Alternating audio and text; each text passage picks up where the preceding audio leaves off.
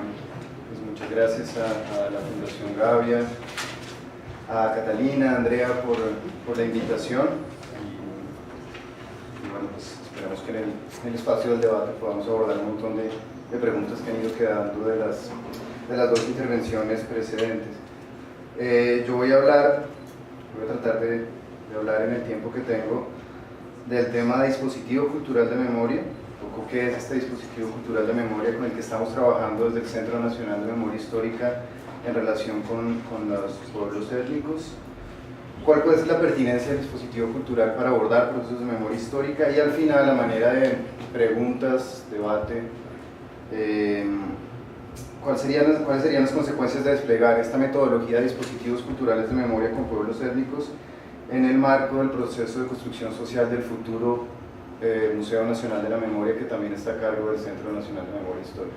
Es decir, esta relación entre, incluso Alejandro lo mencionaba como la traducibilidad del dolor, y bueno, cómo representar un poco esto en el museo, los espacios de representación, traducción.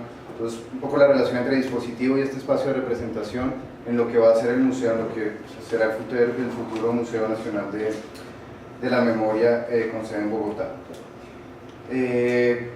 Yo estoy entonces como en la presentación decían, yo estoy en el grupo étnico, yo coordino el grupo étnico y nos encargamos entonces de atender los temas de reparación y memoria en el marco de la ley de víctimas con pueblos indígenas, pueblos afrodescendientes, negros, raizales, palenqueros y población romo-gitana de Colombia. Este es nuestro mandato, digamos. Somos 4 personas para atender todas estas afectaciones del tema de memoria y reparación para pueblos étnicos, y algunas de las experiencias que voy a narrar vienen de este acumulado de 3 años de trabajo con poblaciones étnicas y memoria histórica. Para entender el tema del dispositivo cultural, una primera premisa que suena muy obvia, y es que los pueblos indígenas, los pueblos étnicos están haciendo memoria obviamente antes de la ley de víctimas, antes del tema de memoria histórica. Tienen unos procesos históricos de construcción de dispositivos de memoria, y un poco por aquí va entrando el tema del dispositivo, pero quiero poner un ejemplo porque incluso en el mismo Centro Nacional de Memoria Histórica con los colegas a veces no es muy claro qué entendemos nosotros del grupo étnico por el tema de dispositivos. Para eso quiero poner un ejemplo que viene de un trabajo de un antropólogo italiano que se llama Carlo Sebri sobre el pueblo Cuna de Colombia y Panamá. De manera muy sintética, él está analizando las prácticas chamánicas de los indígenas Cuna e identifica una en particular que siempre me llamó la atención. Es un poco la cura a la enfermedad de la locura. Hay una enfermedad de la locura reconocida por los indígenas Cuna. De repente las personas dejan de hablar, entran en un silencio o empiezan a hablar de una manera que no se entiende. Están afectados por la enfermedad de la locura. El chamán, entonces, digamos, los Cuna recurren al chamán y empieza todo un tema de práctica chamánica asociado a lo que se llama el canto del demonio. El chamán empieza una serie de cantos y hay unos espíritus auxiliares, digamos, que tienen que curar esta enfermedad, y en estos espíritus auxiliares es interesante cómo aparece como uno de los espíritus la imagen del blanco. Es decir, el blanco, el otro, no Cuna, es uno de los espíritus auxiliares que ayuda a curar la enfermedad. Incluso en los materiales chamánicos que se utilizan en la curación de esta enfermedad aparecen elementos extraños como la quema de dólares, por ejemplo, elementos que no hacen parte de la tradición ancestral Cuna.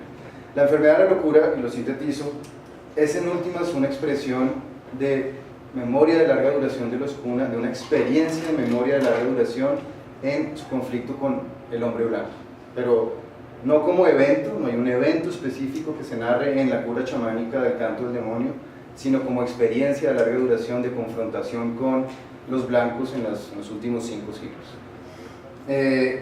Esto para nosotros, o esto para mí, es un dispositivo cultural de memoria. Está hablando del conflicto armado, el conflicto en su expresión de larga duración. Habla del otro, habla del blanco y del papel que ha tenido el blanco en la afectación al pueblo Cuna. Y de alguna manera es un dispositivo que lo que hace es traducir este dolor y esta experiencia histórica de conflicto con el pueblo blanco lo traduce, lo vuelve, como diría Alejandro, inteligible desde las tradiciones culturales del pueblo.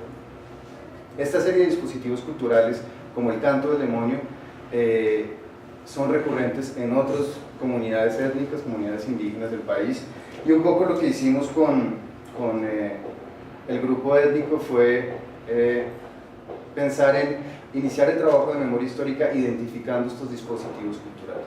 O sea, el primer paso para nosotros era identificar de qué manera estaban haciendo memoria histórica o memoria de larga duración los pueblos étnicos, y de qué manera identificar estos dispositivos podía ser un trabajo de memoria histórica y fortalecimiento como del tejido social. Es decir, no entrar por el relato, no entrar por la afectación, no entrar por el testimonio, sino entrar por el dispositivo cultural. Para bajar un poquito esta idea de dispositivo cultural, yo voy a referirme a una serie de cruces entre estos dispositivos y el tema patrimonial y su relación con lo que hemos podido trabajar de conflicto armado. Tal vez el primero de estos tiene que ver con el tema de la masacre de Bahía Portete del año 2004, que fue perpetrada por el bloque contra insurgencia Wayuu, a una comunidad en Portete, digamos, y donde hubo afectaciones, desplazamiento, masacre, violencia sexual. El tema de la masacre de Bahía Portete, digamos, generó en su proceso de reparación colectiva, que aún está vigente, o sea, no han reparado la masacre de Bahía Portete, una serie de conflictos de tenencia y propiedad territorial entre la misma comunidad. Cuando llega la unidad de víctimas, cuando llega el Estado, la unidad de restitución, que en algún momento, de restitución de tierras, que en algún momento hizo presencia, empezó a generar una serie de conflictos entre la comunidad por de quién es el territorio, cómo nos van a reparar, sobre qué dimensión territorial nos van a reparar. Y esto empezó a generar tensiones muy grandes entre clanes y entre familias, posterior a la masacre. Desde el grupo de enfoque étnico, nosotros, esto es un trabajo que hizo el grupo de memoria histórica, el antecesor del Centro de Memoria Histórica, y es un informe que es la masacre de Bahía Portete. Desde el grupo étnico nosotros pensamos cómo entrar a mediar en este tema del conflicto. Y un poco lo que pensamos fue acudir al tema del sistema normativo Wayuu aplicado por el palabrero. Y ahí empiezan los primeros cruces patrimoniales a los que me quiero referir. El tema del sistema normativo Wayuu fue incluido en la lista representativa de patrimonio cultural inmaterial de la humanidad en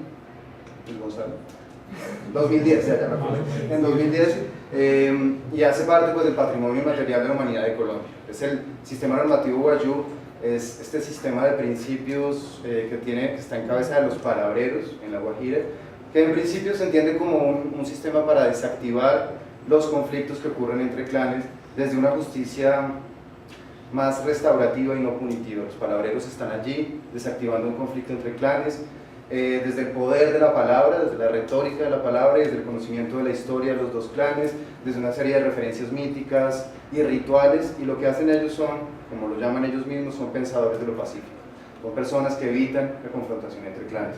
Nosotros como grupo étnico pensamos, listo, vamos a pensar de qué manera esto que está pasando en La Guajira, esta tensión entre clanes ocurrida posterior a la masacre, se puede tramitar por vía del sistema normativo Wayuu. Entonces invitamos a los palabreros y fuimos a Bahía Portete y finalmente la cosa no funcionó.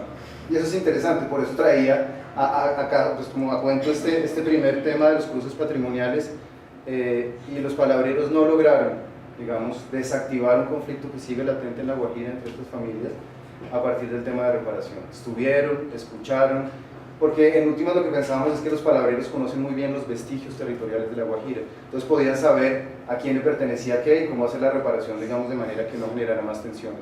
Pero la cosa no funcionó.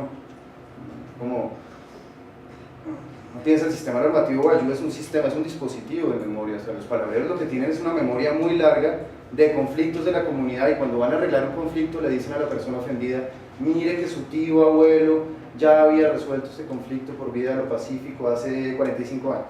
Sistema normativo Wayuu es un sistema, digamos, de lo que nosotros llamamos dispositivos de memoria, pero no funcionó. Y ahí nos dimos cuenta que no funcionó por una razón, y es que los dispositivos culturales de memoria tienen unos límites para la traducción, para volver inteligible el conflicto. Y el límite, en el caso de la masacre de Bahía Portete, digamos, se pasó a este punto límite en un sentido, y es que los paramilitares masacraron mujeres. El sistema normativo Wayuu puede arreglar toda serie de conflictos, incluso conflictos de sangre, a través de la compensación y cómo evitar esto.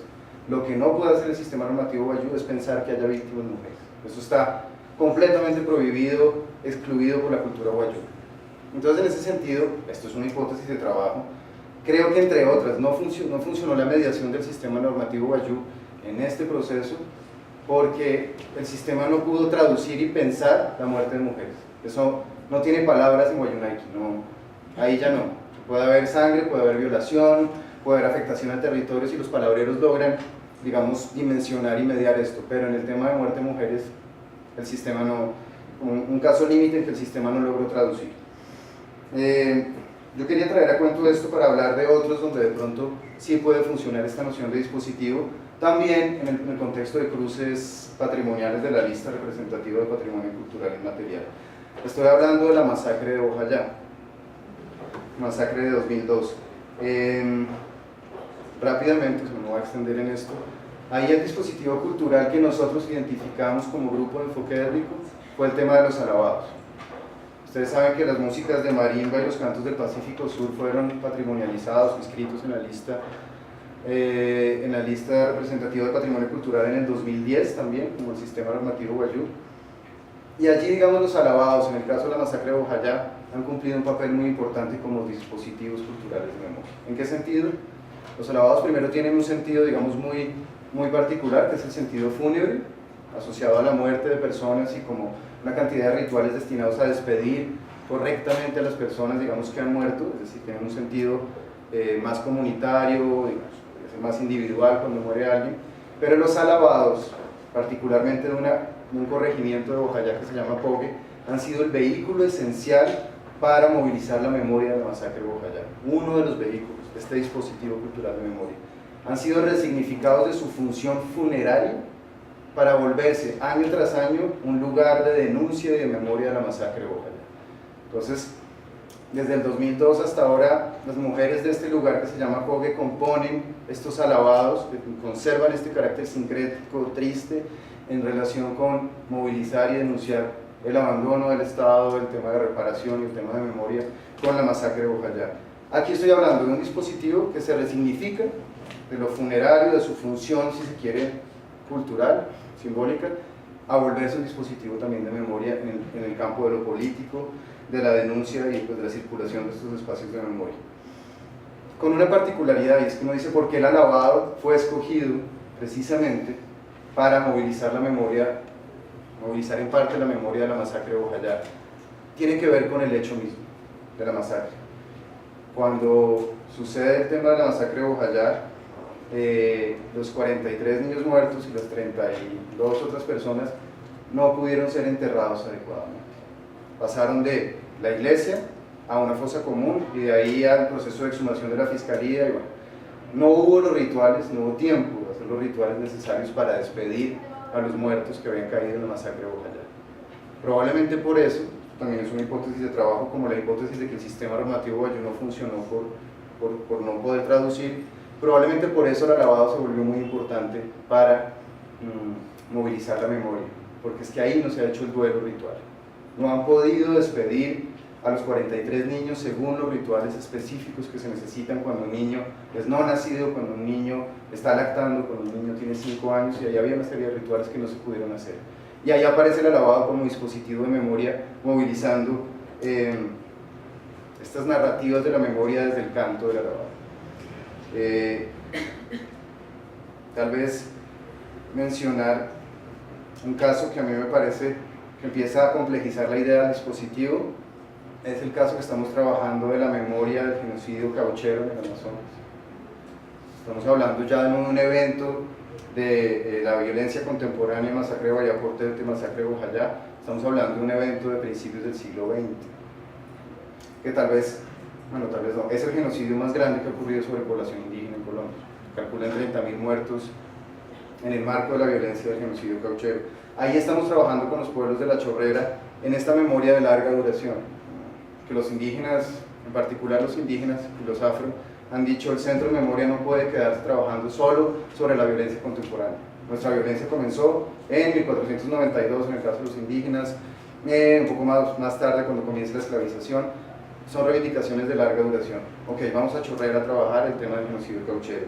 Y ahí aparecen otra serie de dispositivos culturales muy interesantes que han hecho precisamente, y lo pensaba cuando hablaba también Alejandro, que como grupo de enfoque étnico, una aclaración, trabajamos solo con investigadores locales, o sea, la investigación la hacen ellos, nosotros acompañamos un poco la investigación, nosotros casi no tenemos testimonios de las afectaciones. Entonces cuando el Centro de Memoria nos dice vamos a publicar testimonios, como grupo de enfoque étnico no tenemos testimonios porque trabajamos sobre los dispositivos, y los dispositivos no se refieren tanto a la afectación, los dispositivos están pensados para hacer inteligible el conflicto y traducir un poco el conflicto en términos culturales. Y lo que quiero mostrar, trayendo a colación el caso de Chorrera, es también para cerrar las memorias, para hacer los duelos, ¿no? para lograr que el tema de la memoria no quede rondando allí, sino que se pueda cerrar de una cierta manera. Chorrera aparece muy claro. Ellos dicen hacer memoria de la cauchería es muy peligroso, no estamos seguros si queremos. Ellos mismos lo solicitaron, pero cuando llegamos a Chorrera dicen no, es que eso es una cosa que ellos mismos llaman el canasto de la tristeza. Eso está enterrado, el canasto de la tristeza está enterrado, y estamos hablando ahora del canasto de la abundancia. Entonces empezar a hablar de Chorrera y de la cauchería, ¿no? Y nosotros decíamos, pero bueno, ustedes fueron los que solicitaron que el Centro de Memoria llegara. Finalmente, en un trabajo largo con los abuelos, con las comunidades, decidieron, sí, listo, vamos a abrir el canasto de la tristeza, porque necesitamos abrir ese canasto para cerrarlo definitivamente y empezar con el canasto de la abundancia, que es la época actual, ¿no? Un poco más tranquila, entre comillas. Uno pensaría que este tema del canasto es una metáfora de lo que es peligroso de la memoria que hay que tener enterrado, pero uno se da cuenta trabajando en Chorrera que no es una metáfora. Los canastos, la idea de los canastos hace parte de dimensiones del conocimiento muy particulares de los pueblos Huitoto, Huinane, y hablar del canasto es hablar de una serie de dimensiones del conocimiento que incluso a nosotros como personas no indígenas se nos escapan por temas de lengua, por temas de que no podemos quedarnos más de 10 días en Chorrera cada vez que vamos, 8 días. Ahí hay una serie de complejidades que hacen parte de este dispositivo de la memoria que no entendemos. Lo entienden ellos claramente, porque es que enterrar el canasto tiene una razón muy clara. Los caucheros brasileros, colombianos, peruanos que participaron en la masacre hicieron alianzas en particular con los Huitoto, que ahora se llaman los Murubimuyna. Y en Chorrera saben que desenterrar esa memoria de complicidades puede ser muy peligroso para la unidad política que tienen en este momento los pueblos del Amazonas. Entonces el canasto está enterrado también porque es que la memoria del conflicto es peligrosa. Eso no se habla así, eso tiene unos filtros, y quienes nos enseñan de manera para mí muy significativa, ese tipo de peligros de la memoria son los pueblos indígenas, los pueblos étnicos, con esta idea del canasto. El canasto está enterrado realmente en el territorio, no es una metáfora. Nosotros fuimos a ver el lugar donde probablemente está enterrado el canasto, pero solamente vamos con la presencia de los abuelos. Hablar de la memoria en Chorrera no se puede hacer sin la presencia de los abuelos, y cada equipo de investigación de nosotros, de los 4 pueblos, tuvo un abuelo nombrado para poder desenterrar esa memoria del dolor y volverla memoria de la abundancia. Chorrera en particular muestra algo muy interesante, y es que existen, lo pudimos identificar, ellos lo sabían, que existen en este momento bailes y cantos rituales para sanar la cauchería, pero no se han hecho hace muchos años, están ahí. Eso apareció en los informes, pero hay dispositivos culturales de memoria muy poderosos que hablan sobre la cauchería en el plano ritual, en el canto y en el baile, que están pensados para evitar la venganza, que es lo que les preocupa a ellos, y que en últimas están hechos para elaborar el duelo. Y esos cantos, en los informes que nos entregaban al Centro de Memoria, nunca los tradujeron, porque es que esa palabra es peligrosa de mencionar. Nosotros no sabemos bien qué tienen esos cantos, pero están allí, y esos cantos se van a cantar y esos bailes se van a hacer en el momento que ellos terminen su proceso de memoria histórica y su reflexión sobre el tema del genocidio cauchero. Todo esto, para llegar al tema del museo, bueno, aquí está mi colega Cristina también, que está a cargo del tema museo, y estos espacios son muy interesantes para generar debates. Todo esto para pensar el tema del museo, digamos, este tema de los dispositivos. Solo resumo el tema de los dispositivos en esto. Los dispositivos culturales de memoria vuelven inteligible el conflicto para los pueblos indígenas. Es como si los pueblos indígenas, en algunos casos los pueblos afro, necesitaran traducir lo que sucedió en sus términos culturales para poder elaborarlo y cerrarlo. Alabados, sistema normativo huello, no tanto. Caso de los canastos en Chorrera. Podría hablar de otros casos como los lugares sagrados de la Sierra Nevada de Santa Marta, donde estamos trabajando también como dispositivos culturales de memoria, pero me voy a quedar ahí solamente para mencionar el tema del museo. El Centro de Memoria tiene el reto de hacer el museo, de hacer el guión museológico. y cómo van a aparecer ahí los dispositivos culturales de memoria, cuál va a ser el papel de los pueblos étnicos ahí, o sea, cómo pensar un tema que es en últimas, como lo decía Alejandro también, un tema de representación del conflicto, porque el reto del Museo Nacional de la Memoria es cómo representar las experiencias de dolor de las víctimas de este conflicto largo que ha tenido Colombia y cómo van a aparecer allí.